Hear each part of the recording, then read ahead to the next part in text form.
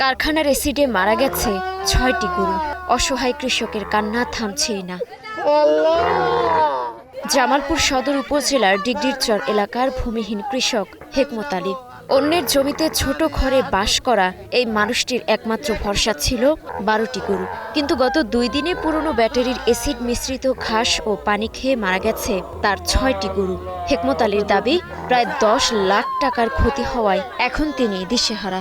এই গরুটি আমি সন্তানের মতো মানুষ করছি। একে একে আমার চোখের সামনে ৬টা গরু মারা গেছে। এর সামনে এর চেয়ে আমার মৃত্যু ভালো আছে এই গরুর চেয়ে। কারণ গরুটি থেকে যেত বলাহান লালন পালন করে খাইতো, অহন আমি পথের বিকারি হয়ে গেলাম। না আমার যা 6টা গরু আছে, এই 6টা গরু না মনে হয় সিরিয়াস অবস্থা, না বাঁচার কোনো সম্ভব আছে না আছে আমি কিছু বলতে পারবো না। হেকমতের মতো একই পরিণতি রুবেল মিয়ারও। অভাবের সংসারে জীবিকার শেষ সম্বল হারিয়ে তার কপালেও দুশ্চিন্তার ভাঁজ। আমার 2টা গরু ছিল, একটা মারা গেছে আর একটা মরার পথেই। তো এখন ওষুধ খাওয়াইতে আমরা ক্লান্তি শেষ আর কি। স্থানীয়রা জানান, অবৈধভাবে পুরনো ব্যাটারি পুনঃপ্রক্রিয়াজাত করার কারখানা পরিচালনা করছেন শেরপুর জেলার বালুখোড়া এলাকার মোহাম্মদ আপেল ও লিখন। তারা দীর্ঘদিন ধরে সেখানে পুরনো ব্যাটারি থেকে সীসা ও অ্যাসিড সহ বিষাক্ত রাসায়নিক পদার্থ ফেলে আসছিলেন, যা মিশে যায় আশেপাশের কৃষিজমি ও পানিতে। বিষাক্ত ঘাস ও অ্যাসিডযুক্ত পানি খেয়ে অসুস্থ হয়ে পড়ে ওই জমিতে চড়ে বেড়ানো গরুগুলো। এরপর একে একে মারা যায় 8টি গরু। ওই কারখানা যা হাঁস মুরগি গরু ছাগল যাই যাইতেছে, যাই খাইতেছে তাই মারা যাইতেছে। আর অ্যাসিডের গন্ধে আমরা দুর্গন্ধে এই এলাকা থাকতে পারতেছি না।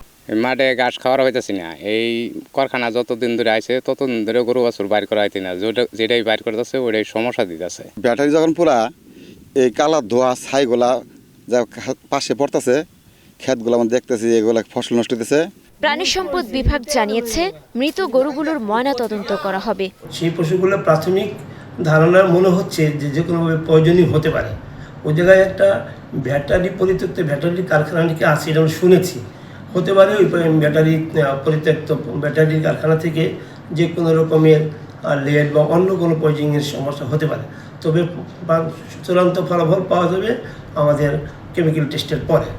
ঘটনাস্থল পরিদর্শন করে পরিবেশ আইনে মামলা দায়েরের কথা জানিয়েছে পরিবেশ অধিদপ্তর। আর উপজেলা প্রশাসন বলছে, এমন কারখানা আর চলতে দেয়া হবে না।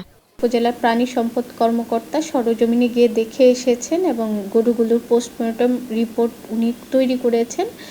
তো এই ধরনের অনুমতি নেই এবং ভবিষ্যতে আমরা এই ধরনের কারখানা অনুমতি দিতে পারি না, কারণ এটি হচ্ছে পরিবেশের জন্য খুব ক্ষতিকর। আমি যতটুকু শুনেছি যে এখানে অ্যাসিড পোড়ানো হয়। তো এই কারখানার ভবিষ্যতেও যেন এখানে কাজ না করতে পারে, আমরা সব ধরনের ব্যবস্থা নিব। তবে আমরা যে আজকে যে সীসা কারখানাটার যে অভিযোগ উঠতেছে, এটা আমরা as soon as possible এটা আমরা দ্রুত এখানে আইনগত ব্যবস্থা গ্রহণ করব আর কি। ঘটনার পর থেকেই পলাতক অভিযুক্ত কারখানার মালিক। Desk report, star news.